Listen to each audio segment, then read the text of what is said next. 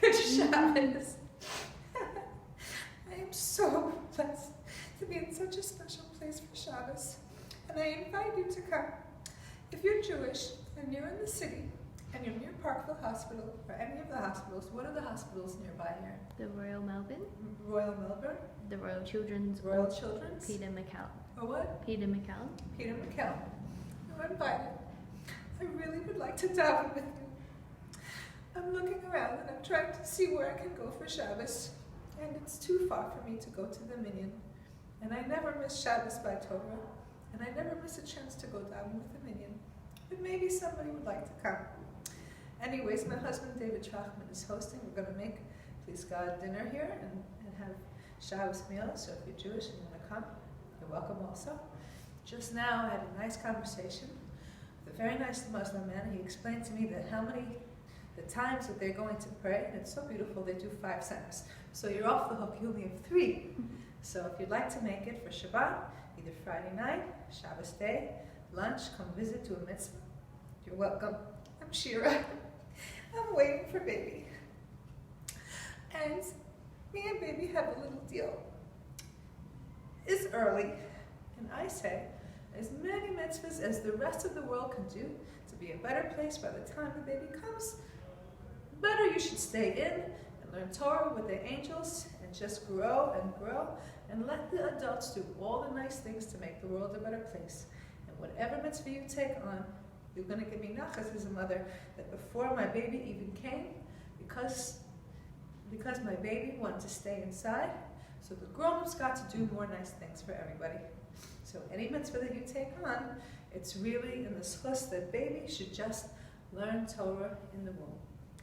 There's a story about Chana, and Chana wanted a child so bad, she was older already, and her husband, he even had another wife because everybody was waiting for her to have a baby. She was an older lady, and she wanted it so bad, she dressed up and she went to Shiloh, to the Mishkan, and she was doing Shmona Esrei, and she was davening with so much kavanah, she was even moving her lips, and the Kohen Gadol, he saw her, and she looks crazy, she's like talking to herself. He said, "What, are you drunk?" She closed her mouth, she didn't answer back. It was so insulting. Could you imagine? All you want to do is pray for a baby, and the person you admire the most teases you in public. I saw a deeper level of understanding. Why would such a holy man make a mistake? He had Ruach HaKodesh, he had great understanding.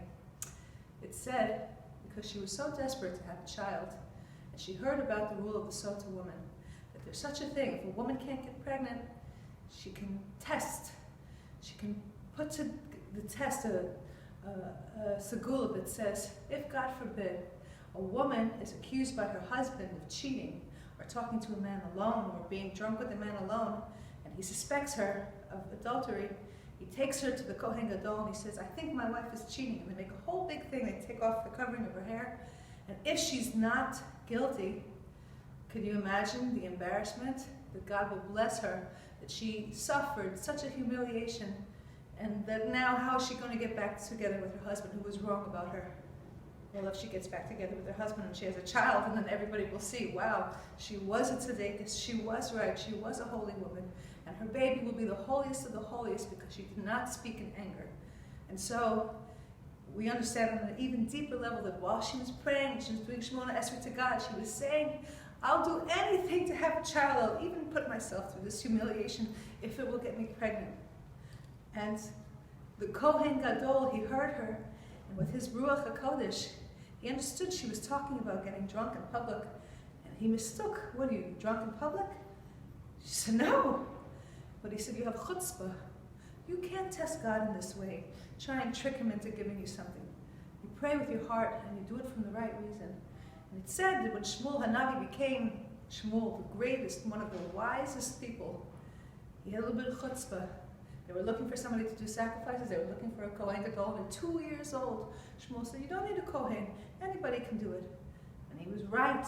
But you don't correct a rabbi in public. They said, "You have chutzpah like your mother. Maybe we'll take this one away, give you a better child with better manners." She said, "No, this is the one for me." So it teaches us on so many levels. Holy chutzpah is good, but always to speak in calmness, and always to speak in a way that doesn't insult or hurt somebody else.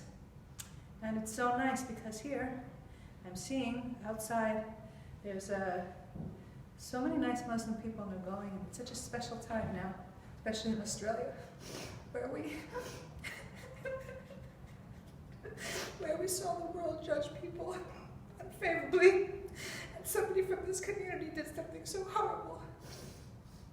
And so it is with great love that I ask the world and everyone in it to have respect for all religions. And there's always ways to work with people, and even here, look, when we come for Shabbos, I see there's also a place for Christians. You can be here so long as it's closed and I have to see. The important part is to understand the halacha and to work with the world around you so that you can live in peace with everyone. Shabbat Shalom.